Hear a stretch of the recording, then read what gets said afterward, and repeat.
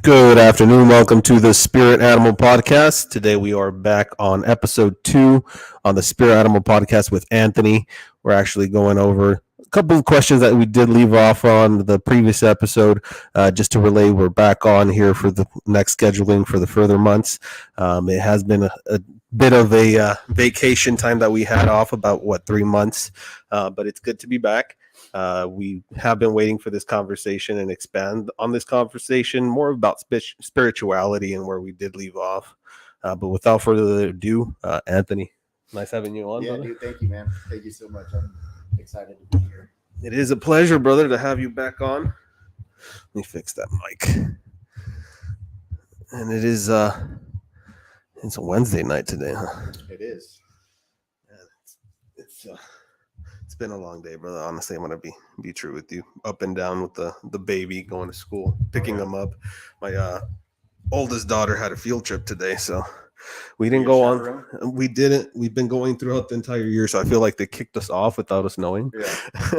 So like the teachers, every time they have a field trip, I think they've had I want to say a good 8 between both of them, and it's been like first come, we're already there a week before they even say it because we're looking at the calendar. And I feel like they didn't tell us about it so that we wouldn't go right away. We asked them and they're like, oh, they already have chaperones. I was like, oh, well, we didn't hear about it. And they're like, oh, it was a last minute thing, but people had already heard about it. Yeah. I was like, oh, okay. That's cool. Well, dude, honestly, 4 between them or whatever, that was awesome. I remember back in the day, my mom couldn't go to a field trip one time. It was like the one and only time that I think she was going to be a chaperone, but I just remember bawling my eyes out. Like, as a little kid, I want my mom to go. Oh. But, no, but it's cool. Like, I think I did a few with my kids, too, and it's pretty fun. It is, man. You get to experience those little minds. It's like you see a lot of, and I'll put it out there because a lot of people should know this, too, but you see a lot of the people through the kids, where they're living. And it's very eye-opening, the things that you want to be aware of now once you experience that, of the things you say around them.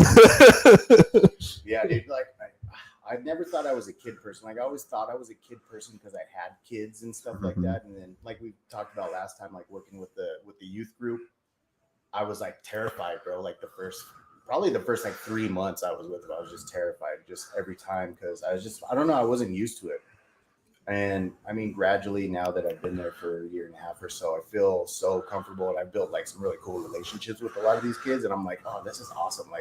Like they invigorate me. They give me energy just being around them and stuff. But I just remember those first few times where I was like, I'm gonna whoop your ass, dude. You know what I'm saying?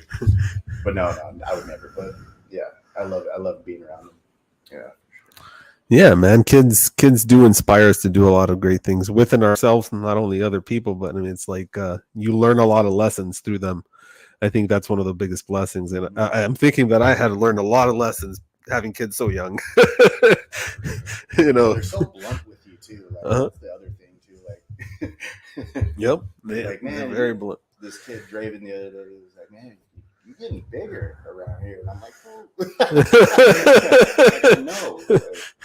Picking on me, man. Same here, man. I can tell the pounds gaining in. It's usually I take it to the excuse, and it's maybe just an excuse. When your wife's pregnant, it's kind of like, oh shit, I'm gaining weight because I got to stay up long at night, and that's the excuse. Well, I don't have an excuse right now. Like literally, I know what you're talking about because when my wife had our first kid, I got as big as I'd ever been. I was like 220. I've never been 220. I was always in the 160, 170. I was real lanky and scrawny. And then she got pregnant and maybe we were just happy and living good. You know what I'm saying? You get those good feelings and just kind of chill and stuff. But right now, my wife's not pregnant. I'm back up there. I'm back. I think I just got past the heaviest I'd ever been in, what is it now? 15 years. Yeah. It's kind of crazy. So I'm trying to get back some structure and get some more exercise and weightlifting back on going. Yeah. Because I've kind of got up there too, but it's all good. I feel good. I'm happy. And, I just get a little bit of achy knees. Yeah, man. And then you wake up with the back ache and you have a kid in the corner because you didn't wake up because you were too fat to wake up fit and sleep. pretending you're asleep. Man, it's interesting on the conversation we were having previously with the kiddos and in the program that you're on. Yeah. Having work with psychedelics, and that brings you back to childhood as how I've taken them, and that through my experiences, it always goes back to my childhood. Maybe because I'm just stuck in that portion of spirituality. It's more expansive than that in theory, because I mean you learn a lot in that stage where it's kind of like, yeah, you go back to as being a childhood, you fix those errors, but there's a lot of more in between being a child and adolescenthood and all of that, you know? Right. Yeah. I don't know. I always wonder about that too, because I don't go back to childhood for me, like with psychedelics, but I know we all have different experiences. You know what I'm saying? Like, I think that's like one of the craziest parts of realizing about psychedelics is like the experiences that you have. Like, you get so excited telling people about it, but sometimes like they don't know what you're talking about. Exactly, because you're not supposed to. But every story is so different and bizarre. And everyone thinks it's supposed to be kind of like the same thing, but that's what I've learned is you got to like even just let that theory go, because it's not true. Like, it's almost like when you're going to like let's say a national park. You know, right? You see new mountains somewhere. You see plains. Like I don't know if you ever been to like Sedona and then Patagonia. And then let's say the Desert Museum, right? Like you see a lot of differences. That's how I take spirituality. As a lot of people dive into a lot of things, as within psychedelics, a lot of the stems can have different effects. Yes. LSD, mushrooms, whatever, DMT, whatever you're taking, and it stems differently through each person, but there's some type of resemblance in certain ways, you know, whether if it's like the scenario or like where you're going, or if you're experiencing something in the moment. And I tend to do that a lot, like where it's in the moment, but and it's the trip that doesn't tell me about my childhood, but after the fact, right. the aftermath, it's like when you're doing the calculation, it's like, oh shit, yeah, like that's why that happened, or that's the experience reason. Right. I'm not sure if you're. Well, I know. I honestly, like, I always think about this too, because I always wonder, yeah, like, where does the experience come from? And I'm like, is it because of, yeah, it could be like past memories, past experiences that we're getting this certain effect. However our brain works. Excuse me. Whenever I trip really hard, or just have very intense visions, I get these like really like primal visions. For me, maybe it is like going back to childhood, but I feel like I'm going back to like my ancient childhood. It's weird. Like I get these like natural, like nature experiences that are so like beautiful. Like I've always called them like elegant. I'm like, I don't know why, but I want to call it elegant and beautiful, and it's something that I can't really put into words. Through psychedelics. But I always wonder why I have those experiences, and I do hear it from other people, but not necessarily people I know. But it's never the same thing. Like nobody ever has the same experiences as I do, so I always know that it's different. But I always wonder why that is, and like what it is. I have this stupid theory though, like that it has a lot to do with our DNA. We were talking about DNA earlier, but you know, and we all know, like through studies now, like we know that, you know, trauma gets passed down through the genetics, through your family members, and through all this. So like why couldn't there be some like far reaching back like gene that has stuck within you, you know what I'm saying, that you're getting these certain experiences from? And like I've done, like, well, we all know like the DNA test, like the 23andMe and stuff like that.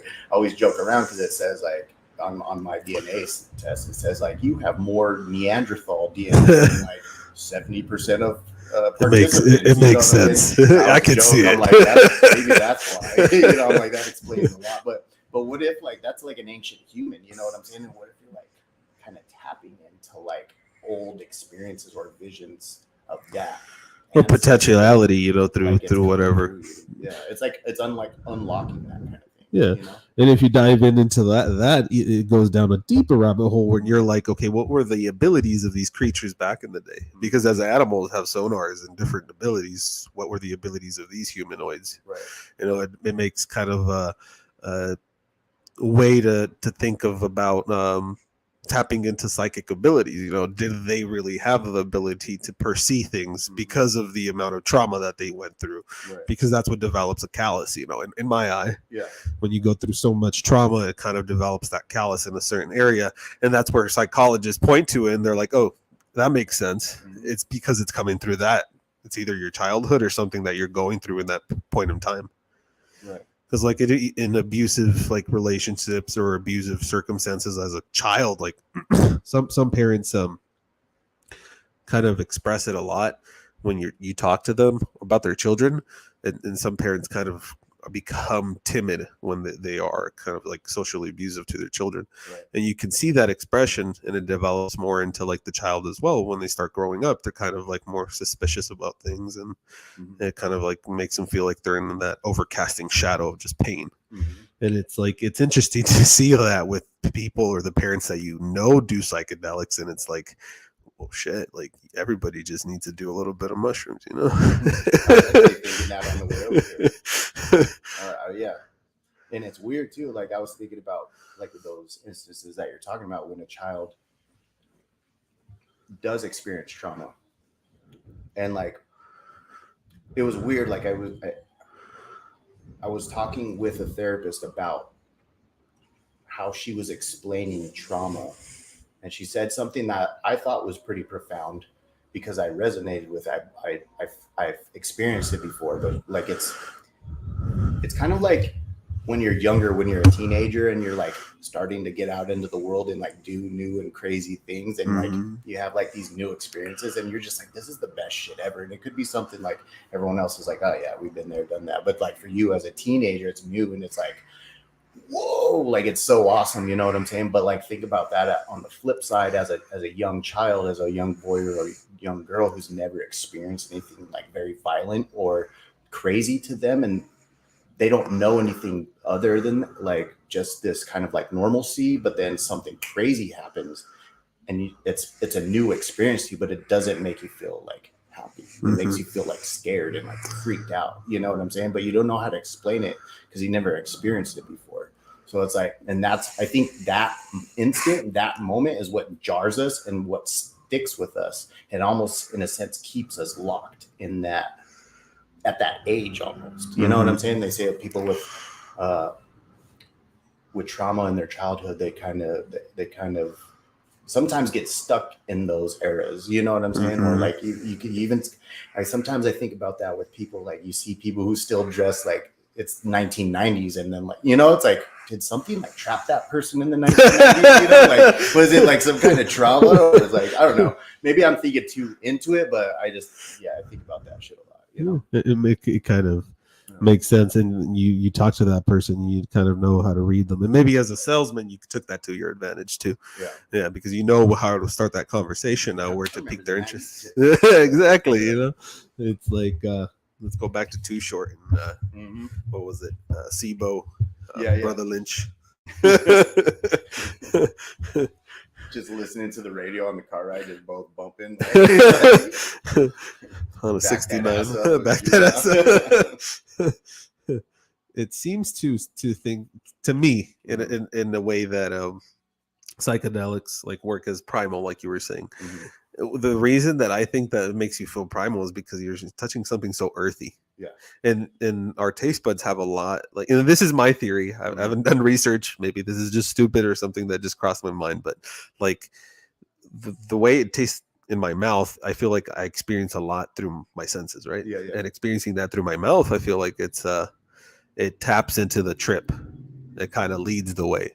That's why I always wash my mouth before I do anything with psychedelics. Yeah. Because it's like you get that lingering taste of, and like smells, they take you back to certain circumstances in your lifetime and your experiences. Right. And if you have a pleasant smell or a pleasant taste in your mouth, and I feel like it's a 50-50 chance that I'll have a better experience, you know, versus not.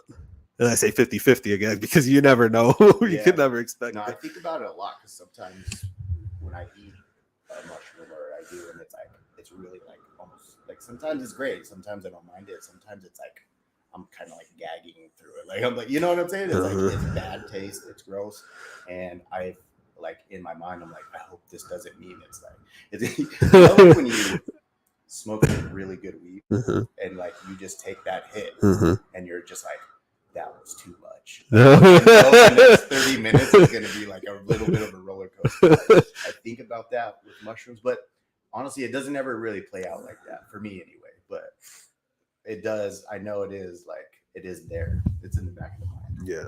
Yeah. We always lean to have the negative thoughts, you know, Mm-hmm. and that's how this algorithm works against us, you know, because it knows that we like the negativity, Mm-hmm. and we're just drawn to it because it's a primal instinct, Mm-hmm. and it's a trigger because you want to know what the negative thought is because of survival, you know, methods that you had back in the day. And if you didn't have that primal instinct, you wouldn't have survived through all those years. So it's kind of like intuition. Mm-hmm. But you know, I never actually thought about like what about your drawing back through that intuition, like could you control it in a different way versus it being negative, through the positivity of it, looking into the future or just staying in the present. Yeah. Well, that's like why that's why I like you know, I think we talked about this before, but like,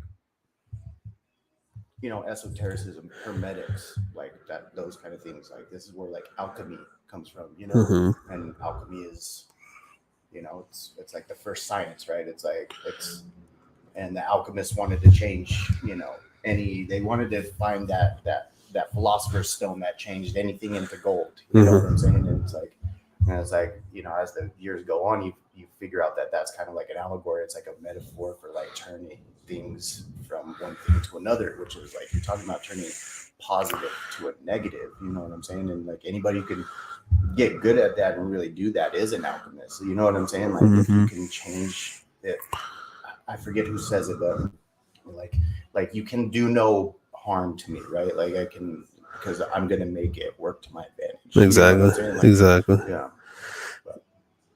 It's a good mindset. It is a good mindset, you know, and like everything, a little bit of everything is good.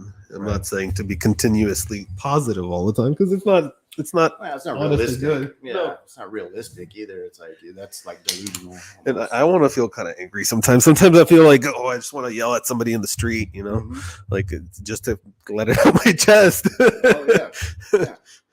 And it's not like I'm angry. It's more like a happy feeling. Okay, I just want to get pissed off right now. Just for the fun of it. Oh yeah, for sure. Yeah, no, I definitely get that way.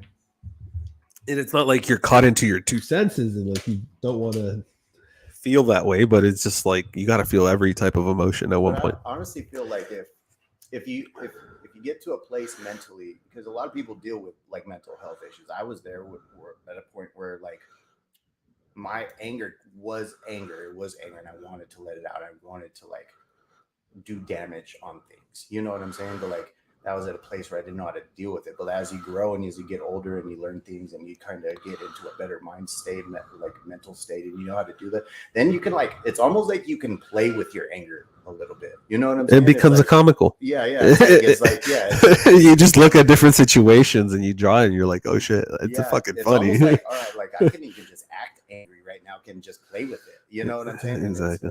But it's, again, that's transmutation of energy. That's the same shit as like the alchemist. You know what I'm saying? It's like, and it's fun and it's cool to get to that point. It's, you know, it's like having lucidity at 64. You know, a lot of older folk believe that you reach a certain age and you become like almost like a floating, even if you were like the most like corrupted soul of just like anger and hate, and you were just somebody that developed a grudge towards everything. I feel like you reach that age and you like become comical because you don't have no other way out. You've been pissed your whole life. Like,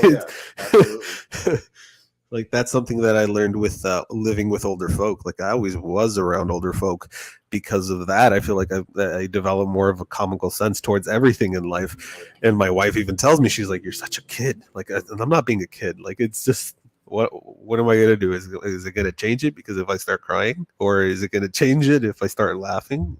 I think humor is one of the most important ingredients of life there is. Yeah. Like, literally, like it's one of the top 3. It's got to be, because like the moment you can't laugh at shit is the time where like that's when you do let your anger get the best of you. You know what I'm saying? If you can't laugh at yourself or the whole situation and like see life as a comedy rather than a tragedy, then like yeah, it's a lot more rough, like not being able to laugh. Exactly. Yeah. And if you understand those different like personalities as we grow through that spiritual journey through the beginning, I feel like you tend to be more sorrowful for situations that happen to you towards other people. Like you tend to understand them and their pain, and you Right. just want to embrace them and hug them, and just like be like, chill, bro. Like I got your back. That's the thing about psychology too. It's like once you start knowing why people do things and like what's going on, it's hard to get mad at people because you understand. It's like, and then you have the motherfucker next to you like, no, fuck that. I ain't putting up with that shit. I'll never put up with that shit. You know what I'm saying? It's like I get that. I was there too, and like there are certain things you don't put up with, and there's there are boundaries and stuff like that. But for the most part, I think everything is taken a little bit too seriously. You know what I'm saying? But it's just a learning process. And it's because of the information. We're given these facts on a daily basis, and you're just like, is this real? Like you come to that basis, and you're like, I don't really want to take this information from this person who's 22 years old sitting on their couch doing nothing. It's kind of like, do I? Yeah, for sure. It makes you feel like you want to research more, and that's what it's a kind of like a two-headed blade, with like a dull edge. The internet, because you if you're smart enough, you're going to sit there and say, okay, I'm going to do my own research, and then you dive into this big rabbit hole of like neither or both side is right. Like you just figure it out your own way, and you learn whatever you're trying to learn, whether if it's musician or whatever type of hobby. Yeah, and that's what's fun about it. The internet is fun if you take advantage of it. Yeah, it's hilarious. Hilarious. Brother, did you continue with the mushrooms for more of a health? Why did I put that in the wrong term? Did you continue with the mushrooms? What was the reason that drew you more back into mushrooms and through your business? The reason being is because of this, like the whole trip thought, or is it more because of the health benefits that it has, or does health even play a portion into your plate? Yeah, I think health is the whole thing. Yeah, to be honest. Yeah. Like I think you hit it right on the head. Like it really is. Like it's like mushrooms are fun recreationally, whatever. You know what I'm saying? Just in a lot of different circumstances, but it is. It's the healing of the mushroom. It's like the whole idea of why the counterculture in the 70s was like shut down. You know what I'm saying? It's like why they stopped using LSD as a truth serum on troops during those, World War eras, because they figured out that it like the troops don't want to go fight. You know what I'm saying? Like the it's not good for the establishment to have love and everybody loving themselves and wanting peace. Like, you know what I'm saying? Like that's the whole thing. Too many penises. It's like everybody should,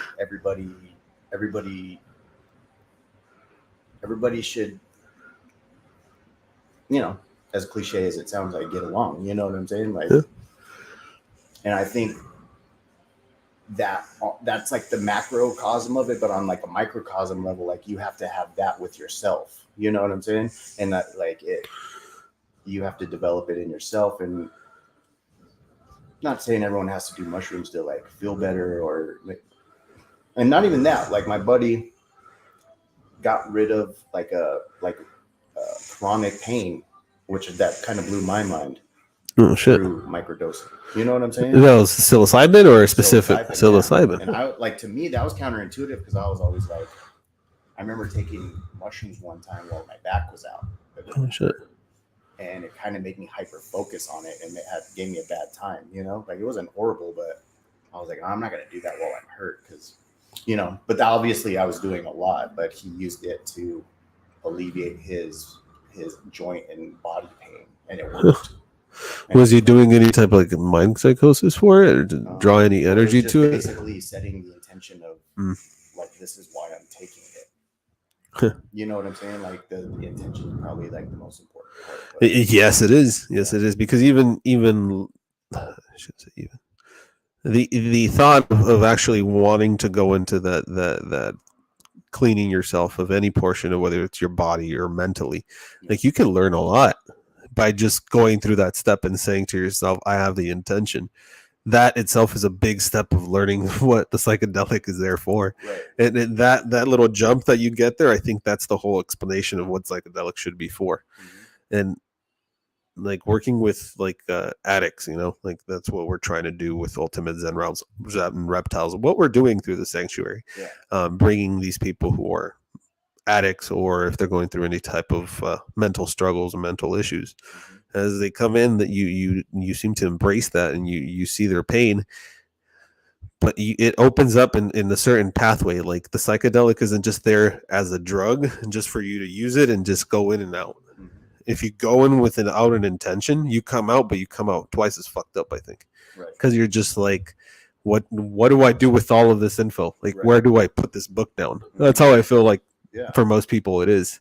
Like, and if you're not ready to set your foot forward and say, I'm going to change for the good, and I'm going to get out of whatever addiction I'm in, whether if it's, this is why we're doing it, because there's a lot of fentanyl issues, a lot of people out there with fentanyl, and then a lot of people within our community here in Tucson. It's expansive, and I'm pretty sure people in California, San Diego have seen that come upon. It's like almost like a dwindling, like zombie apocalypse, bro. It's insane. Like your kids see guys, on the streets hitting their meth pipes, and they're just chilling. And they're like, "Oh, daddy, what is that?" Like, come on, like it's a bulb. What else can you say? It's insane. But at the same time, you do learn from those experiences, because you tend to see your own shadows through people, like that pain, whether if you were sexually abused, were you tortured by your parents, or if you were, orally abused by your parents, whether if it's by utilizing verbiage or any type of history that you had, then at that time you kind of sense that, you feel that pain. And it's almost like a lot of these people that work with these people who have gone through rehabilitation tend to have some type of trauma themselves to understand it, because without that trauma they wouldn't understand it. It's kind of like you're reading the book.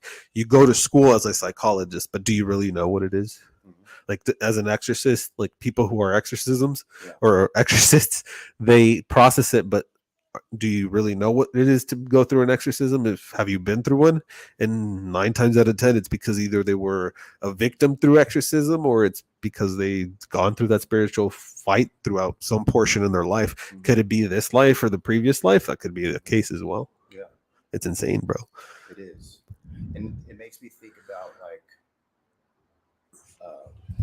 like resilience, and like what those mushrooms kind of give to you, or like whatever any kind of psychedelic substance gives to you, like whatever it gives, maybe it gives you your confidence back or something like that, through like maybe you don't have belief in yourself. Like it helps people, addiction aside, because the addiction is like a brain thing, it's like a disease kind of thing in itself, but like how you got there in the first place and how you allowed yourself to get addicted to it is also, I think, a big part of it too. And it's like I think I even mislabeled it earlier when I was saying like, oh, hippies and love and all this and stuff, because it's not the only part of the picture. It is like a big thing of it, but like when you get people who are going through healing, like even myself in my own experience, there's like a confidence that comes through you. Oh yeah. And you get back, and you're actually more, not that you're going to be a killer or a fighter, but like you're just an egoistic dick. You're a dick at that point in time. You're like more likely to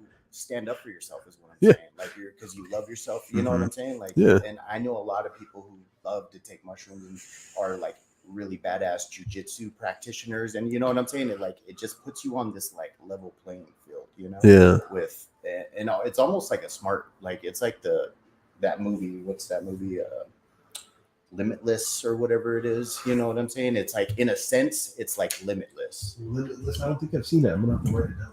Yeah, it's about a, it's like about a smart pill, and kind of gives you like this, kind of makes your brain like superhuman almost. But, the pill that they were chasing around or something like that. I think I recall it. Yeah. Daughter and older. But you're right, man. The fentanyl stuff is so crazy here, dude. Like it's a trip, and it's like, what's fucked up about it is like people like all somebody has to do is almost get like the second hand from it, and you feel weird, bro. Like I'll be walking around my park at night, and people smoke that shit in the bathrooms. And the bathrooms are like 100 foot away, and I'll smell it, and I will get headaches at night, like walking, and I'll be like, fuck, I don't feel good. Like I totally changes. Yeah. And it's like, imagine, your kids right next to you, and they're taking big whiffs of it, like at the bus stop. Like it's bad. It's horrible. It's insane. And like even that video, there's like a video of a cop like taking it out of somebody's pocket, and he doesn't have gloves on. He like touches it and ODs. Have you seen that? I had not seen like, that. Or maybe he gets a woof of dust or something. You know what I'm saying? But like it's like this shit's so different and it's like cheap. Yeah. You know? And it's the sad part. It was produced by the government, produced by governmental issuers, and a lot of the pharmacies that actually created the drug let it out into the streets before it was and the reason being it was because the headmaster was going down, or so they think, because when Chapo went down, that's when everything got kind of musty there. A lot of the ex cartels, they utilize that towards a point to kind of like shut down their networks and kind of make it more expensive. And if you watch like documentaries that do talk about like the cartels and that, and they express a lot of that. They say that it was because to shun one of the lords, they needed to get down with the community. So they created this kind of apocalypse towards the drug itself. And it's sad because a lot of the other drugs that people were using, they're drawing more and they're using the same type of chemicals, but they're lacing them with fentanyl so that they can become addicted to it. And if you look at these people, bro, like if I ask you, like go out down Alvernon for like 5 minutes straight, you'll see every damn corner with like somebody there, trying to ask you for beans or ask you for something. And it's like, what can you do to take these people out of the street to evolve in their own self? It's because their mindset, it's like they've given up. They're either done with life or they're suicidal, but they don't have the balls to cut their head off. And when they do, it's because they did it with the pill. It's that easy. They don't have the guts to just end their life, so they pursue that. And because if you had the balls to end the misery, you would do it right away. As I'm not saying to promote suicide in any way, but it's like, to be real with yourself. Like, why are you torturing yourself that bad? To hear stories of people like use 500 plus pills. Could you imagine a person smoking 500 plus pills in a week? That's insane, brother. And it's insane. Yeah, it's really wild. Unfortunately, it hits pretty close to home because I have a very close family member that is probably living under a bridge somewhere, and her daughter's, living with grandma and grandpa, and it's like, it's fucked up. It fucks a lot of things up generationally, and it's pretty sad that we have like another epidemic like this. You know what I'm saying? And it's like a whole new thing. And when this is over, it's gonna be another thing. Like, bro, people talk about like the current things that are happening, but we never fucking talk about like the shit's going down in our streets. Like that's the main war. Like, I understand the war is serious, like everything going down in Gaza and all that. But if you think about it, like we have wars to fight here as well. Yeah, we have plenty to. Move your mic up, brother. Here. They can't hear you. Can you guys hear him now? There's plenty for us to be taking care of. You know what I'm saying? Like, there's way too much here to be taken care of.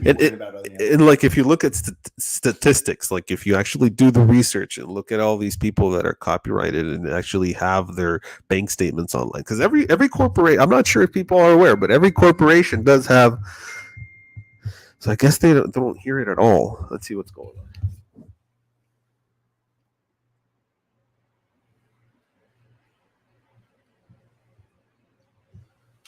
Speak into your mic. Hello. Mic check. 1 2 1 2.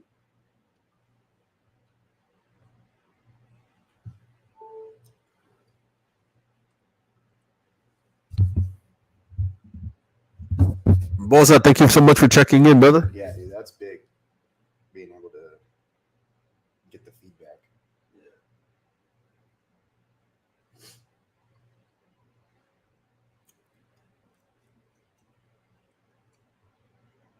Tested it there, brother. Hello. Mic check.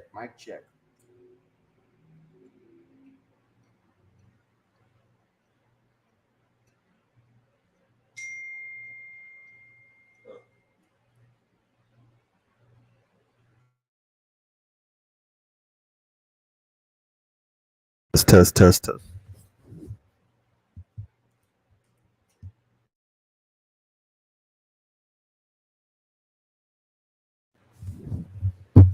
Test. Test Hello, it. hello, hello, hello, Try number. hello, hello. Can you hear me? Can you hear me? You wanna? Are you?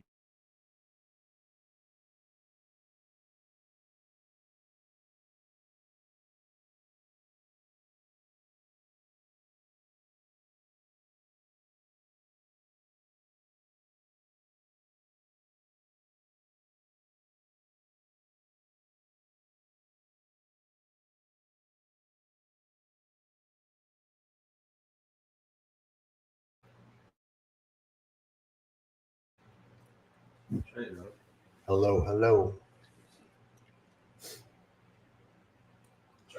hello. Mic check, mic check. 1 2 1 2.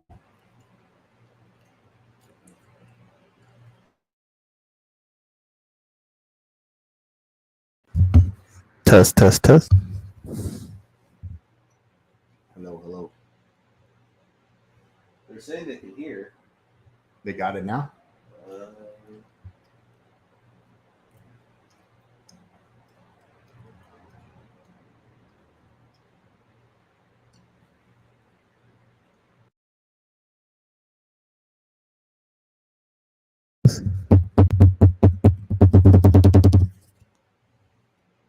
Speaking to yours a little bit? Hello, mic check, mic check. 1 2. Can you hear me?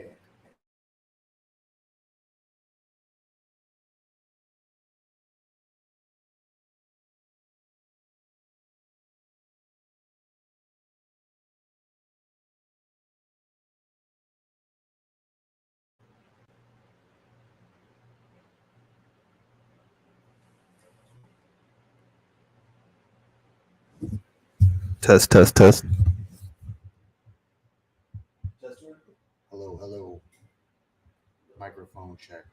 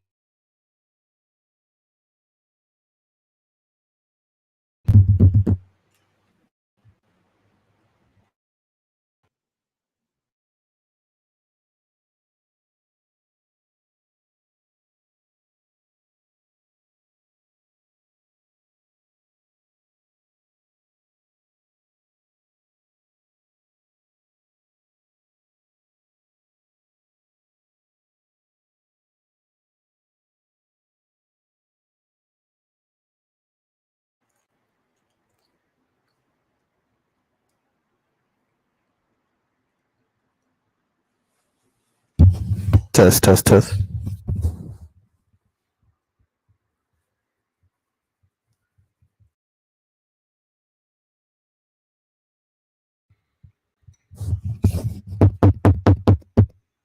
I don't see them linking any.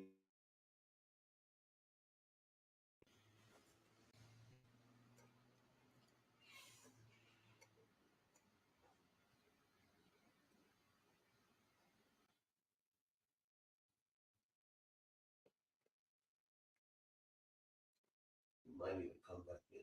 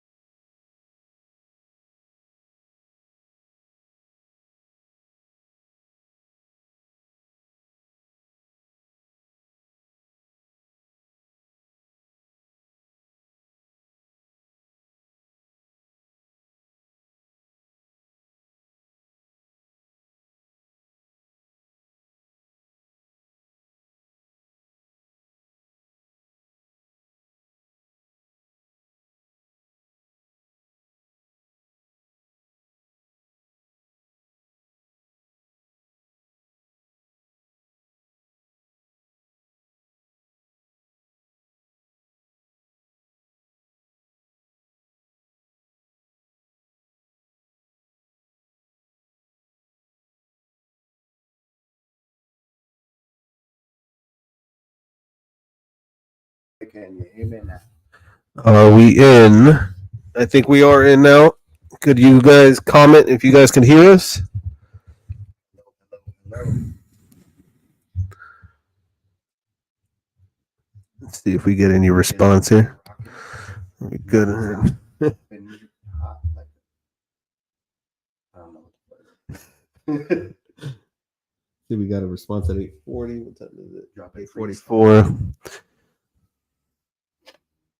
Let me see if I can pull us up here.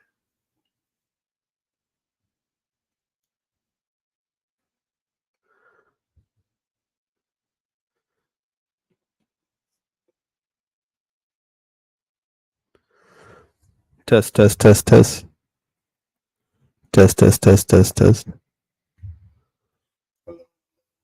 a little bit behind. Test. Can you hear me? Can you hear me? Test. It's a little bit behind. Test. Can you hear me? Test. Oh yeah, you can hear yours is a bit muffled. Hello. Test. Oh yeah, you can hear yours is a bit muffled. Yeah, I feel like your mic's picking me up. Yeah. Mine.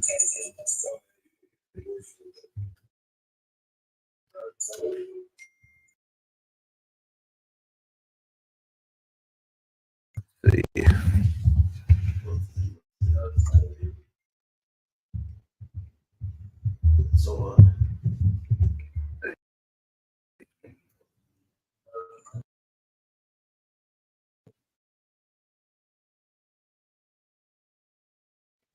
Hello.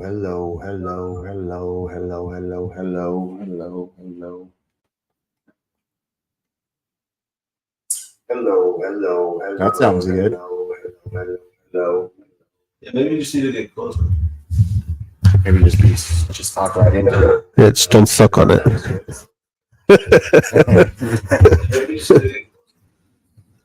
Maybe just Where were we, man? We were deep into the realms of God's crotch.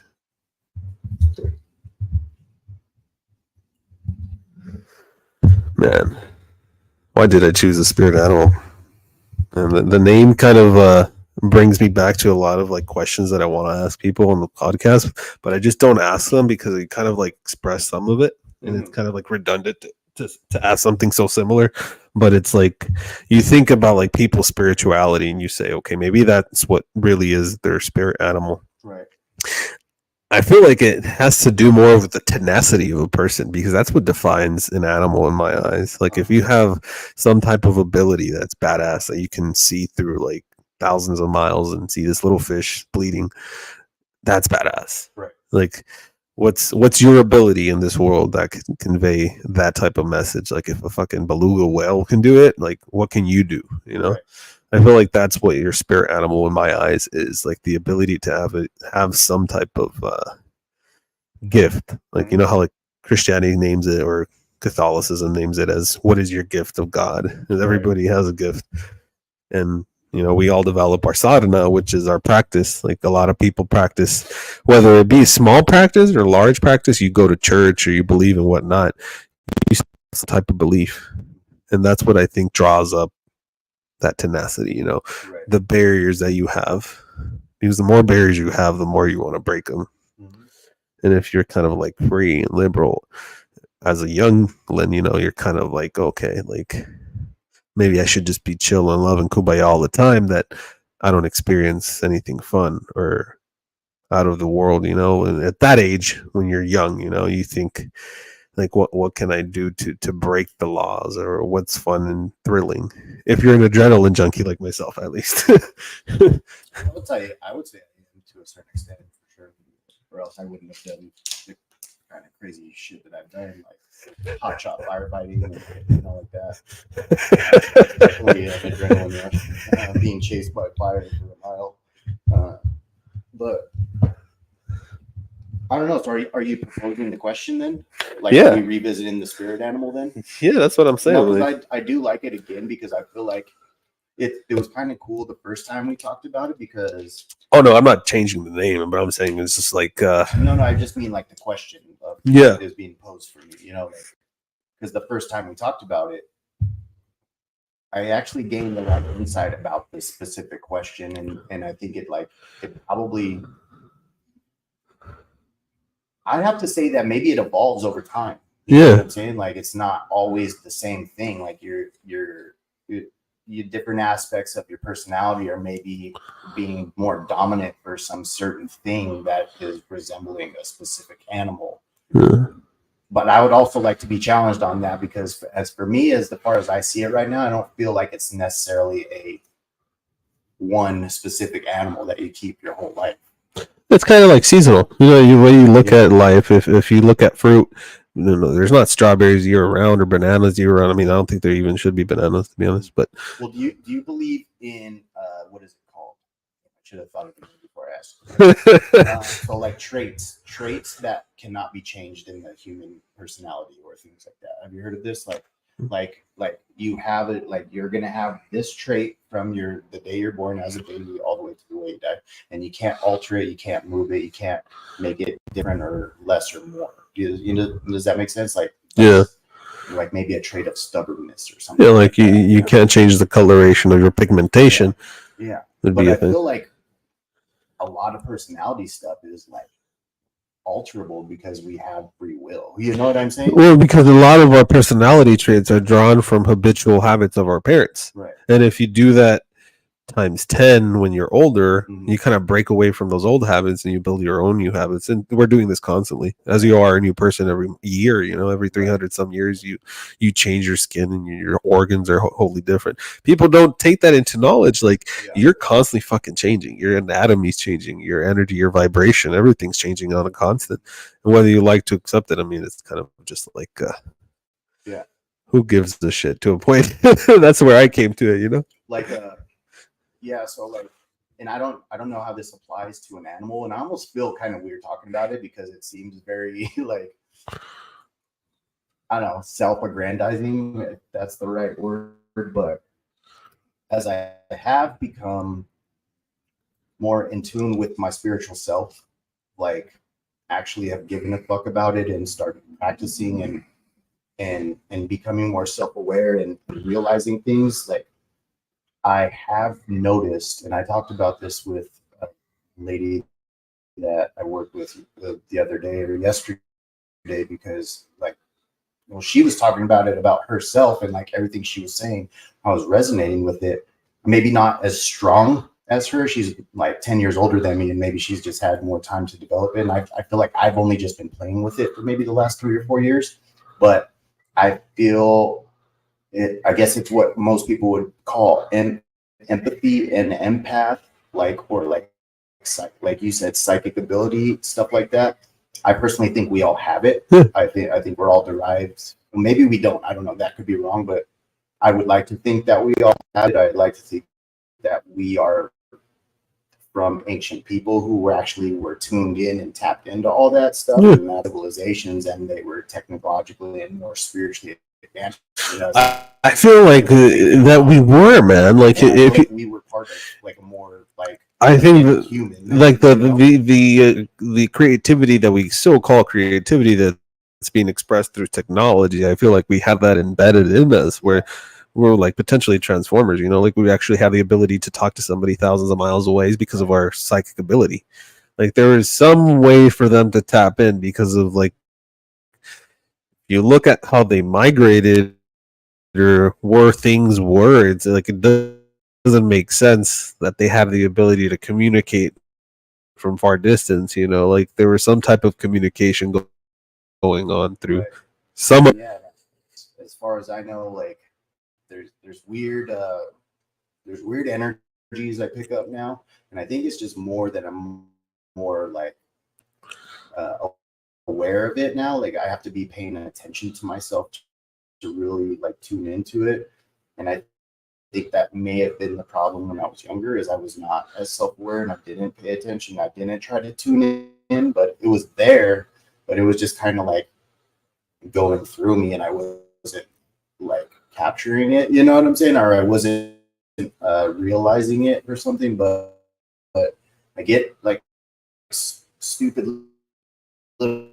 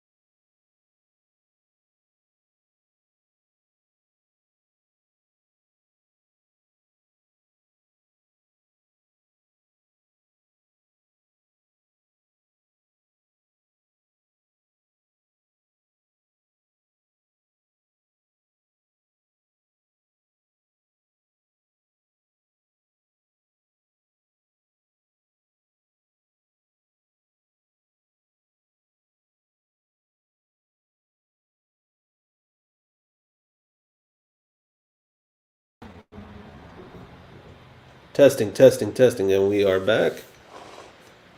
Let's see if it goes in. Testing, testing, testing, testing, testing, and we are back. All right. Is that playing through my phone? Yeah, it was playing through mine too, I think.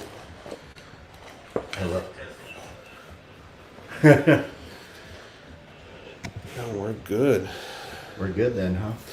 Damn, bro, that was a long. What an ordeal! Yeah, Tony needed to take a shit secretly, so he told me not to tell anybody. I shit my pants right here on the couch. Yeah, it's a very nice. Thank you, brother. My wife is gonna love you. Yeah, man. We left off in spirituality, and then he got constipated. Yep. It's the only time he could take a shit, so we decided to go now. Brother, but we were actually kind of deep into something pretty interesting. But I don't think some spirituality has certain things that allows us to like kind of dive deep into certain like scenarios. Yeah. And I feel like the spirit animal is something of a heritage that we took as in development. You know, it's a culture that speaks that way through their experiences and their language. And I feel like language has a lot to do with what you believe and where you come from. Yeah. Just look at Russians. They have that straight bitch face and they're always pissed off. Yeah. So it's like, and to them, it's like they're comfortable. They feel good. They feel happy in their own way. But certain cultures are like that, where it's like you gotta show no emotion, but in reality, you're showing your whatever you're trying to show. You know, in their scenario, whatever they're building or their construct is. Mm-hmm. So it's kind of like hard to say like if there's something similar to being an empath or being a psychic or developing what you were developing. I think it's more like what you're trying to speak of is like your foundation, where it leads to and how it evolves. Mm-hmm. I think the same way, man. As I was small, I had these premonitions or these type of visions throughout as being a child, because I think I was tapped in at a higher level at a certain time, as people are in different levels at certain times. Whether if you're an athlete or you're a musician, you develop that callus different points in your life, and it's not all the same. So it's like it's a beautiful journey, I think, spirituality. Yeah. Yeah, and it's like, it's kind of like that meme you see on Facebook a lot too. It's like if kids like you and animals come up to you, and you know what I'm saying, like people are attracted to you, and it is it's like something emanates from you that, I don't know, that it does, like you, like animals do get attracted to you, know. It's like it's such an odd thing. I think that's like a gift that we get from, I don't know if it's Mother Earth or God or whatever everyone wants to call it, but it's like a gift that people who were tapped into the land and lived off the land, they became one with nature. And it's like we're meant to be alongside animals, you know what I'm saying? Like we're meant to like cohabitate, man. Yeah, we were meant to like domesticate the wolf, you know what I'm saying? Like it was like, you know, there's certain animals that's just not going to happen, but that's because you can't. There's also an aspect of life that's you'll never be able to take the wild out of something. You know what I'm saying? And it's like, but you also, it's that like. But you can work with it. It's like above and below, though. You know, it's like the yin and the yang. It's like that's complete wild and then complete like domestication. It's like you're always gonna have like the two kind of like juxtapositions, I guess. And I think like working with my felines, like my cat now, I have it's a half Maine Coon cat, but this cat is like like no other, bro. Like I'll take him out right now. His name's Khaleesi, but he's like very fond of people. Like he'll go up to random people. Like if he was a dog, like if I bring him out right now, he'll walk up to you and rub up on you. Like I've never seen a cat so like affectionate. Usually they're dicks. Yeah. They're like, leave me the fuck alone. Yeah. Like Sophie, my other cat, she's a domesticated cat. She's a tabby, but she doesn't react the same way as him. And I feel like with felines, you get that sense of like, you show me respect, or I'm going to show you how to show me respect. Right. And it's like they have evolved that language, but you're stuck between that wall of them being wild, because he'll have these points where he has like the zoomies, or he's acting crazy, or he'll bite at me because he thinks it's playing. Yeah. Because I play rough with him versus like my kids and my wife, but he reacts to me in a different way because he he thinks I'm playing with him. It's not like he wants to hurt me, but Right. Some cats know when it's playtime and some don't. And this cat knows, like, I want to play with you all the time. Yeah, and he's cats are going through crazy. that phase where he's still an adolescent, Mhm. so it's like he just wants to play constantly. I just thought of something too, and I can't remember where I heard this, but they were talking about how like cats have the slit eyes, and like big cats don't have slit eyes, but like house cats, a lot of house cats do. But the only other like animals in nature that really have the slit eyes are like reptiles. Yeah.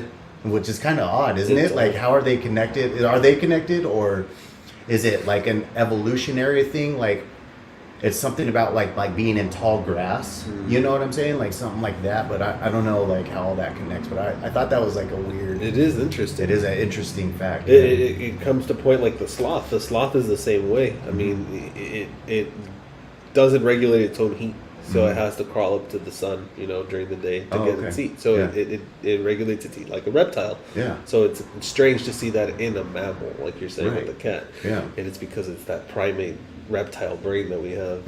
Even us, we have it. We're all connected somehow. Exactly. Yeah.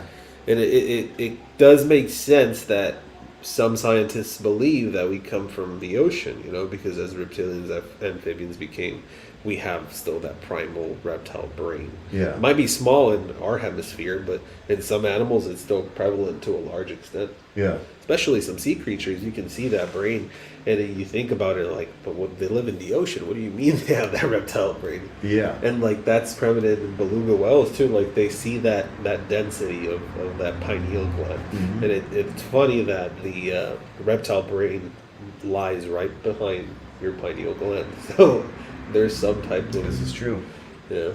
There's also always been that conversation. It's like, oh, well, like, evolution's not real. Like, there's no transitional species, and obviously that's retarded because evolution takes so long. You know what I'm saying? But also like, look at a penguin. You know what I'm saying? It's like a bird, a water bird. Like, Exactly. you know what I'm saying? Like, it's like it's so weird. Like, yeah, land animals become sea animals and vice versa, and over time, like, there's probably no like. I love the water. There's something about the water that it just like it energizes me. You know what I'm saying? And I don't know what that is either. You know? Moana. No, it is like, well, we were talking about like Sedona earlier, and it's probably the cold. It's like a cold thing that shocks the body. But I was just swimming through the creeks, and we went for 4 or 5 days, and we were just hiking, playing in the water, playing in the creeks, and that's like energizing in itself. You know what I'm saying? Like just grounding and being outside in nature. But you would think after a trip like that you would come back and be sore and need rest, and I felt like so rejuvenated after that, even though I was every day hiking big trails and walking barefoot in rocky creeks, and you know what I'm saying. But I came back rejuvenated, and the ocean does that to me too every time. I feel that way with the ocean. Yeah. It's like it brings you back into tune, or like levels you out. Mm-hmm. Sometimes you do just need to go to the ocean. Mm-hmm. I suggest everybody to go to the ocean. Mm-hmm. My wife and I we used to take our dogs out to the beach once a year. We used to take our dog and sleep in the car. Yeah. Just stay by the bay and then go back home. That's to cool Tucson. Yeah, that's cool. It was an interesting, childhood. I didn't grow up the same way as others. Yeah. I would drive a lot. I would travel a lot. Mm-hmm. I feel like I've done a lot through my fast life. Yeah, for sure.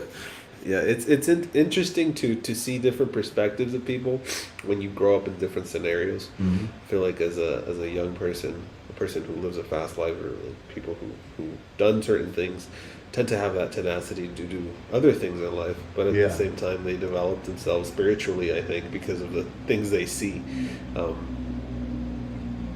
I'm not sure if you're familiar with that psychiatry of like visual psychiatry, Mm-hmm. where you can actually impose therapy on people just by visually imposing it, kind of like that theory of like the color theory. Some colors draw certain reactions or feelings in people, but that could also be different, which brings me back to psychedelics. It's like not everything could be the same reaction or feeling to somebody else. Like if like, let's say you had this spiritual awakening, you could have this terrifying awakening to reality, and you just think like, oh shit, like I need to do something, or just focus on not doing anything for the rest of my life because I'm nothing. or you can have this epiphany that you think you're doing nothing with your life and you do something to the extent like Gandhi. It's like it has its both surfaces, but you're like kind of stuck in limbo and you're spiritual, and I think that's the ego death that most people have. That hits hard right now because I've been going through that. I always go through it. I feel like that's my life, has been going through that. It's like literally like it's like going through phases of like, just as a metaphor, but like fighting and attacking, and then getting frustrated, and then pulling back because of nothing, nothingness, get detachment, and then being like too detached to where you're like I need to do something. Why am I not doing? And then you realize something you should be fighting, and it's like a cycle. It's kind of like a cycle like that, but. And that's what we're trying to do. Get out of that but it's cycle. Always like the middle way is always the best way, the balance between those things, because it's like I actually learned a lot about that through the Bhagavad Gita, which is like the Hindu text. You know what I'm saying? And in it, damn, I'm gonna forget the characters' names, but basically it's like the Hindu god, Krishna, and the main character, which I forget his name, but he's like a warlord. Like he's going to fight against his own family, and they're all fighting for power and land and all this, but he doesn't want to, and he's like sitting out there on the middle of the battlefield, like not wanting to fight. And Krishna comes down to him and talks to him, and he's like, you have to fight. You know what I'm saying? Like, you have to. It's like you can't not fight it. Like it's almost like an obligation, like a duty. And it's like a real, like whenever I'm in that like sense of wanting to pull back and be like, none of this is really important, and I don't really need to pay attention to things, and I just need to be happy and focus on my, you know what I'm saying? Like that's the thing that always kind of pulls me back into it, because I learned a real valuable lesson through like reading that book. And I actually read that book through like a quarantine during COVID, when like COVID first happened, and I got COVID, and I was just at home by myself for like 2 weeks. Oh, sure.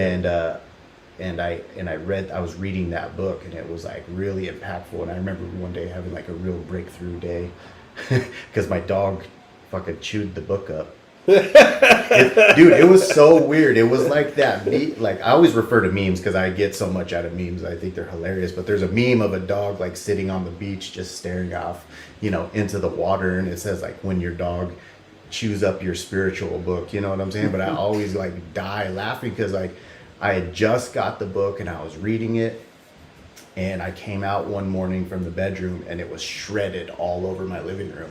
And I was like, I lost it, bro. I lost my shit. And if I would have just sat there and looked, like all he really did was shred the back cover and the front cover and a few of like the initial pages, and just chewed on the corners. Like he didn't even I could still read the whole book. And I remember like being angry, and I like hit him, I was like frustrated, so pissed off, you know what I'm saying? And like here I am, I'm having like this cool like little spiritual experience, like being at home, being away from people, like being able to like just be like, put it all away. All I got to do is sit home and like take care of myself, eat good, and I can meditate, and I can journal, and I can do all these things, and I'm getting paid to be at home, you know what I'm saying? So I was like having this really great time, and then all of a sudden one stupid little thing flips my switch, and I beat my dog because he tore up my book, you know what I'm saying? And it was like such a mind fuck, because it was like, oh, you think you're so spiritual, but then you realize you're not that advanced because you just lost your shit on your dog. And I'm like, what am I doing? And then I slowly just came to the realization that it's like, bro, like you just got like super mad about losing, and not even losing, it just got messed up, a material possession, and you took it out on a live being, that's basically your family. Like you love that dog, you know what I'm saying? And it like, when I came to that realization, I like kind of lost it, like broke down in tears a little bit, because it was like, I realized I was kind of a piece of shit. Well, it made me feel like I was a piece of shit, you know what I'm saying? But then after that, it was like a whole thing, and it was like now I look at that dog, I'm like, bro, you're my spiritual dog, bro. Like you taught me a lesson. Like you did, like you really did, you know what I'm saying? Maybe it doesn't seem that much somebody who's listening to it, but it was very impactful to me. Yeah, like those little things are super impactful. It's like you remind me of. Have you read the novel of the autobiography of Mr. Rogers? It talks about how he has that dual personality, and people that have that advanced sense of empathy or some type of, and he speaks of this, like some type of gift that you're welcoming to people, or you're just happy all the time, or you draw that energy, have a second personality. And he calls himself psychotic. He's like, it's not that I was psychotic, but I have that personality where I had to release the anger. And that's where I've learned too, because I felt that too. It's like kind of like that saying, like you're a beautiful person in the outside, but you come home to your nest and you kind of tear it up. It's like, how can you be more aware of that and have that conversation with yourself? It's tough. It's a trip, bro, because that goes across your whole relationship with your family, your wife, your friends. Like, it's like it makes you realize who you really are. Exactly. Like, you're not just like this fluffy guy who loves everybody all the time. No, and sometimes you can make yourself, like, delude yourself into thinking you're that person too. You know what I'm saying? Like, you're deluding yourself the whole time, but then, like, once you, like, break down and surrender to it, like the fact that you're like, no, you're kind of a fucked up person in a lot of ways. You know what I'm saying? Like, that you are really kind of hiding from people, you know? Like, it's kind of weird. Those are like the best realizations, though. Those are the ones that change you. Exactly. You know what I'm saying? And you don't even have to be tripping to get that lesson. That was straight stone sober. Like, it was all meant to happen. That was all meant to happen. Like, it's crazy. But the fact that you took it as a lesson, that's what makes it a bigger lesson, because you're actually that's the hard part. You're learning from something that you went through as an experience versus you inflicting an experience on yourself. Because you can go to a concert, you can go somewhere and you can call it an experience. But a true experience is like falling into the hands of the experience without you even realizing what you're doing. Because that's when you realize I'm not aware. I'm actually just paying attention to the things that make me feel good instead of actually. And I'm being controlled by my emotions. Exactly. And that draws us back to addiction. Like, addiction can work the same way, because you feel so good and so pleasant in that high, whether if it's marijuana or and that I learned within the past couple of months, bro. Like, I hadn't stopped smoking for 8 years straight, you know, and it was kind of like, holy shit, like.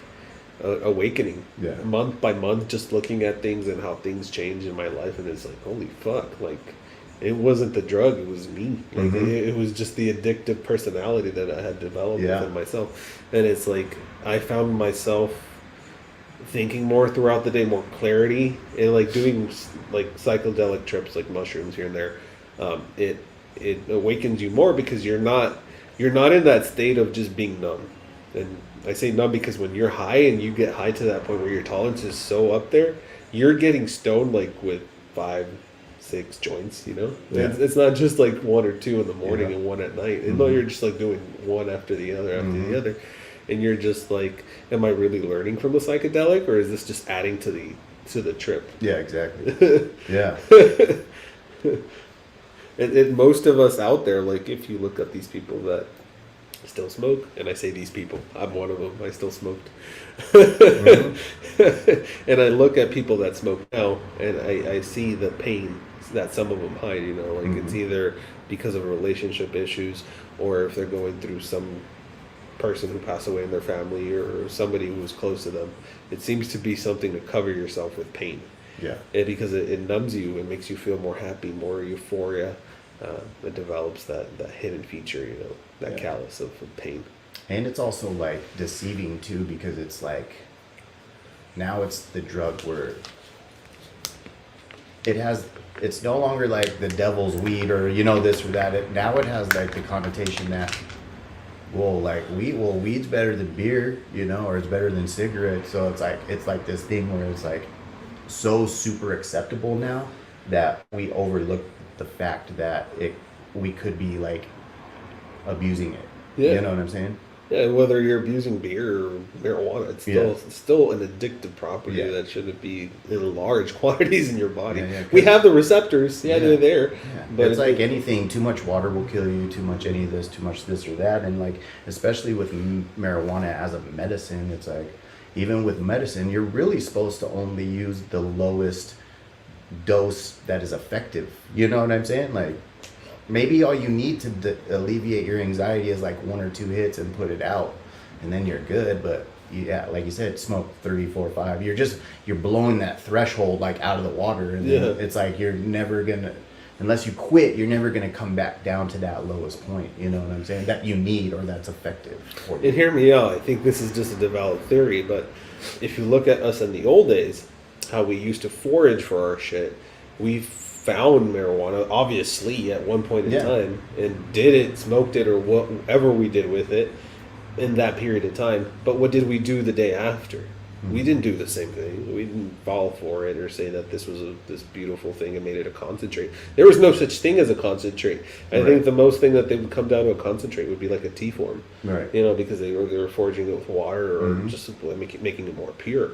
But it never came to the point where they were actually doing it to get blown out of their fucking mind and making dabs.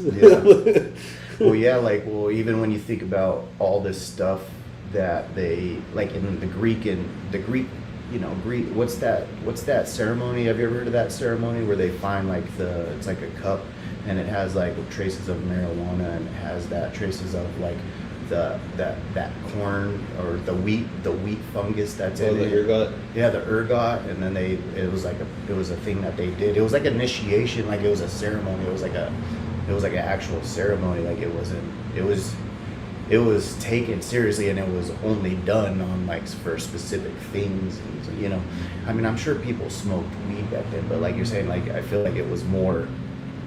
The ceremony was more concentrated. It only happened at certain times. Yeah. And it was like a big thing. Because it was more potent back in the day. They thought it was as an experience to be held in like private. It's like us watching a movie now. Yeah. It's like to them it was more of that spiritual setting, the ambiance, even the feng shui, the way that they made the room feel. It was just made for certain situations. Man, our conversation kind of delved deep, bro, but I'm gonna have to cut it short here. No worries. Reason being, it's late. It's my daughter's birthday, so we're supposed to be celebrating here for a little bit. Yeah, for sure. but we'll cut it short, brother. We're gonna have to come into another episode here shortly. But it was to do that. A lot of eye-opening questions that I had from last time that you kind of answered today. You know. Yeah. And I think it was the best experience today because of how we derived about it. I wasn't asking you more direct questions, and that's what we want to bring into the next episodes. Yeah. A little bit more of enlightenment just as a conversation. But you can see the way that things develop, it's more of an interesting thought when you go over some questions that we've already done. You know, it's good to fail once, do it again. Oh yeah, for sure. It was interesting having you here with some technical difficulties. Thank you everybody that did join, but hopefully here within the next month we'll have you with another yeah, bro, like interview. even with the difficulties, bro, I would come here and sit on your couch and have a 3-hour conversation with you anyways, even if it wasn't recorded. So I appreciate you, brother. We should do that sometime though, for sure. Oh yeah, man. Go hiking. Oh wait, actually, before we do go, I just brought you a little something. Oh shit. Yeah. I know you like the lighter colors, but I did bring you a black stone, obsidian, and I wrapped it and I made it. You made this? Yeah, I made it. So just a little offering for having me on. Take a look at that. Man, thank you, brother. Yeah. I made these, so it is like a little hobby that I started. It's pretty fun, but getting into that kind of thing, and hopefully get into a little more intricate jewelry and stuff. But a lot of people seem to like it. So I like it, brother. Appreciate you, bro. Yeah. From the earth, you know, that lava stone. From our own DNA, huh? Yeah. Have you heard of that, man? Being giant saltstone? They say that the saltstone is actually DNA from giants. No, I haven't heard of that. Yeah. I was reading that in an article not so long ago. But they say that the DNA was within the giant stone. Oh, okay. It's calcified blood. Yeah. It's a pretty long chain. It might just go over your head pretty good. Oh, really? Yeah. Oh, shit. I appreciate that, brother. Yeah, man. With the cell. A little thank you, you know. Yeah. Having me on. I enjoy doing this. So. Brother, it was a pleasure. will join on here during the week. On Friday night, we will be having Graceful Serpents. It was a pleasure. Everybody that did join, always much love. The real George of the Jungle.